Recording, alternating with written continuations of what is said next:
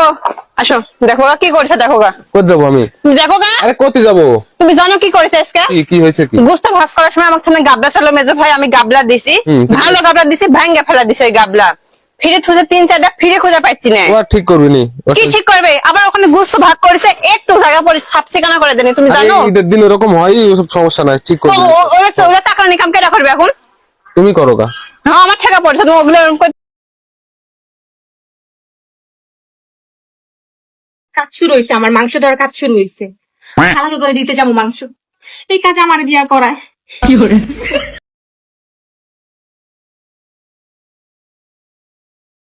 অনেক চর্বি হয়েছে, সবগুলো চর্বি কাইটা হলো আমি এই যে পলিথিনে করে এখন রেখে দিব ফ্রিজে। কারণ হলো এত মানে এখন মাংসের দিকে কনসেন্ট্রেশন দিতে হবে, চর্বি কাইটা টাইমে কুলাইতে পারবো না। আবার এখানে এক গাদা বট, এটাও গুছাইছি, এটা এখন ফ্রিজে ঢুকিয়ে রাখবো।